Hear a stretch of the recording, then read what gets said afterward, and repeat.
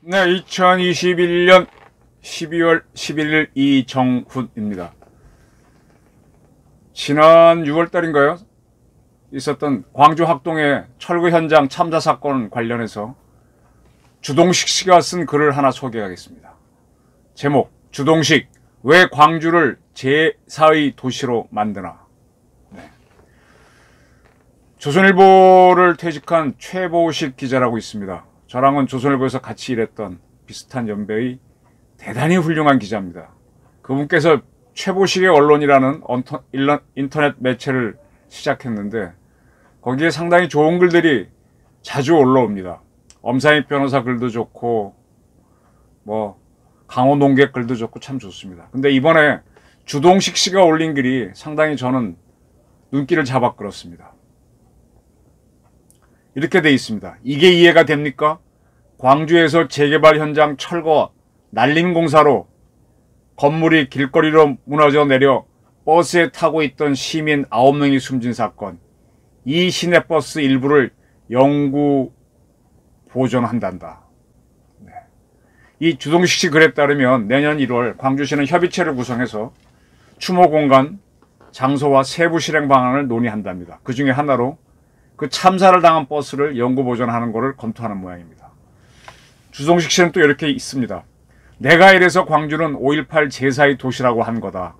5.18 제4를 도시생활이 중심으로 삼고 그걸 정치적 위상을 다지고 또 먹을 걸 가져오다 보니 점점 더 많은 비극을 5.18에 포함시키는 것이다.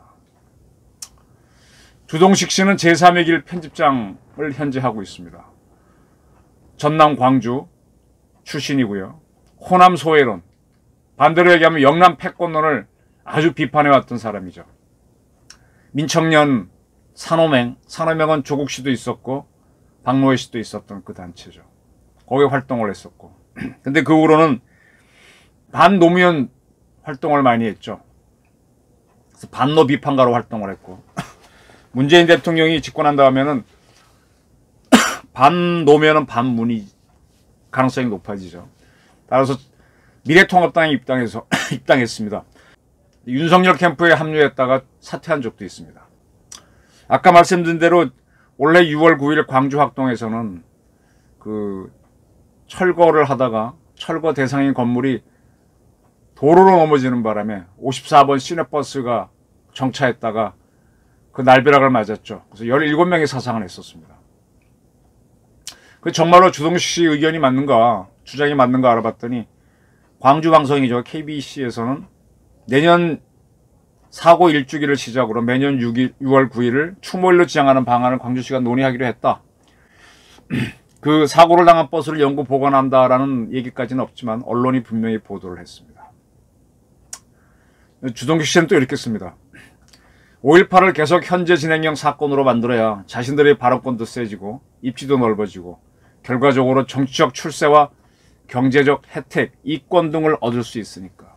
그래서 광주 전남이 세월호 추모에 그렇게 적극적으로 나서는 것이고 전국에서 비극적인 사고가 생기면 어떤 명분이든 붙여서 5.18 묘역에 모시려는 것이고 이처럼 건물 붕괴 사건의 흔적도 영구 보존하고 심지어 별도의 추모 공간도 마련한다는 것이다.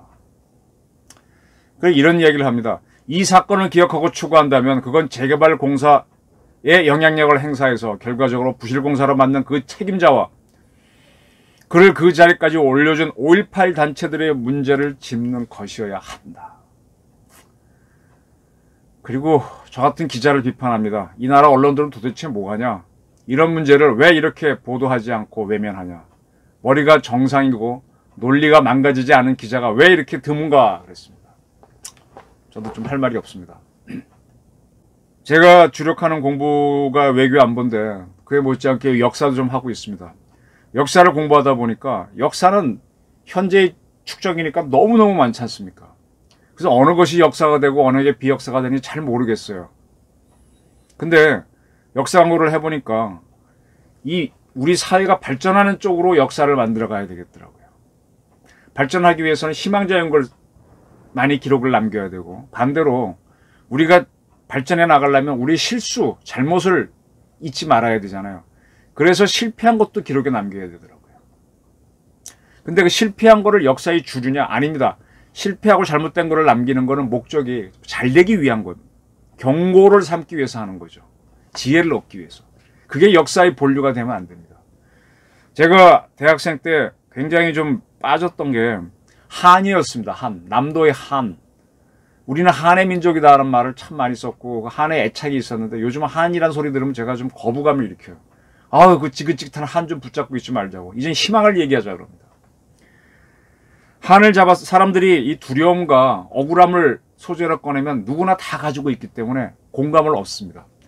제가 이렇게 무속인들도 만나고 하는데 무속인들은 모든 사람은 다 억울하잖아요. 그 억울한 걸 탁탁 보편적으로 던집니다. 그러면 맞습니다. 맞고요 하고 딸려 나오면서 자기 스스로 자기의 문제를 얘기합니다. 저도 조금만 눈치 빠르면은 점잖게 하겠더라고요. 보편적인 억울함은 누구나 있거든요. 억울함의 소재도 거의 비슷해요. 툭 던지면 나오게 되어 있습니다. 스스로 얘기하니까 뭐 맞출 수 있죠. 그때는 우리가 워낙 희망이 없고 그래서 그런지 한을 많이 얘기했는데 지금은 한국이 한 G7 수준으로 오다 보니까 한을 얘기하면 어우 좀 답답해요. 자꾸 이렇게 불행을 붙잡고 있는 것 같습니다. 그래서 앞으로는 우리가 같은 실수를 반복하지 않기 위해서 잘못된 거, 실패한 것들을 기록으로 남겨서 참고는 하지만 그러나 그리로 돌아가자는 역사는 저는 거부하려는 입장입니다. 그런 입장에서 이런 방송도 만들고 책도 쓰고 글도 쓰고 있습니다. 근데 주동식 씨가 비슷한 얘기를 하고 있네요. 그 철거 현장에서 철거를 했던 그 단체의 리더가 문흥식 씨였죠. 그가 5.18 구속 부상자회 회장이었죠. 그리고 조폭연루 혐의도 받았죠. 5.18과 관계된 사람이 이끄는 단체에서 하청을 받아갖고 철거를 하다 사고가 났습니다. 그러면 이 사고의 책임은 일단 이 양반이 져야죠. 이분은 지금 구속됐습니다. 그리고 이제 최근에 그 5.18 단체 회장을 자기가 내놨습니다. 저는 이걸 보면서 이렇게 상당히 오래 끌었지? 하는 느낌이 듭니다. 그리고 왜 철거 사업을 5.18 부상 동지회인가요? 거기 회장이 하고 있지? 여러 가지 생각이 들어요. 6.25 전쟁이 끝나고 난 다음에 대한민국에서 전쟁 때 많은 희생을 치렀던 상위 군경 단체들이 굉장히 힘을 쓴 적이 있습니다. 그로 인해서 사회 문제가 많았죠. 요즘은 뭐 그분들이 다 연세도 많으시고 해서 이제 그런 문제는 없지만 그게 너무 오래 끄면은 절대 권력, 오래된 권력은 부패하듯이 다 부패합니다. 제가 드리고 싶은 말씀은 뭐냐? 이제 광주도 5.18 문제가 벌써 40년 전입니다. 제가 대학 입학하기 재수하던 해에 일어났고 제가 재수하고 8일 학번이니까 지금 만 40년 됐네요. 근데 아직도 붙잡고 있거든요. 광주를 이렇게 가보면은 뭐 좀 이렇게 도시가 발전한 느낌이 안 들어요. 근데 그 철거 현장 참사를 또 보관한다. 좀 상당히 답답한 생각이 듭니다. 그래서 한번 서울 다른 건 어떻게 하나 알아봤어요. 옛날에 서울에서 제 기자 초년병 때 삼풍백화점이 무너진 적이 있습니다. 저는 그 현장에도 갔었고 그때 부산 내려갔다가 시아펙스 사건 취재하다가 갑자기 올라와서 6월 달에 삼풍이 무너졌다. 어마어마했죠. 뭐 몇백 명이 죽었죠. 삼풍은 그 위령비를 양재동 가면 서울 시민의 숲에 만들어 두었습니다. 그리고 그 현장은 지금 가서 보시면 완전히 다른 데로 탈바꿈해 있습니다. 또 하나 전두환 말기죠.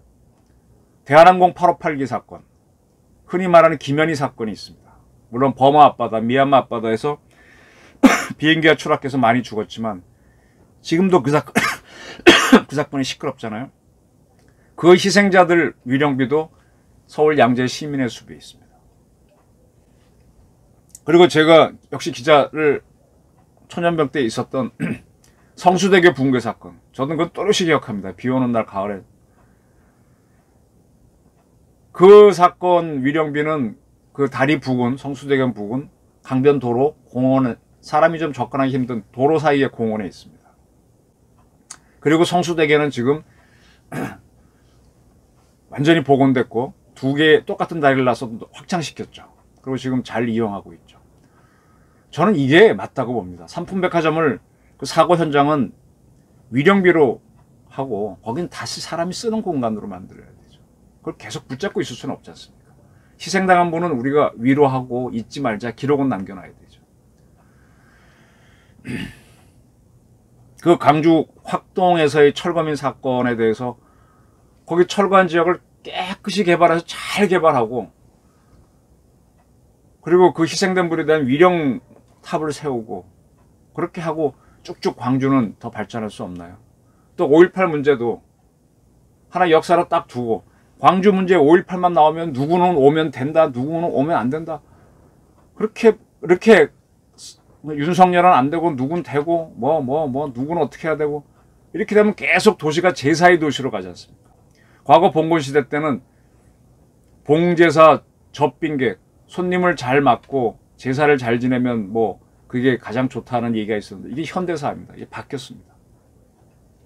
과거를 붙잡고 가기에는 너무 세상은 다이나믹하고 버라이티합니다.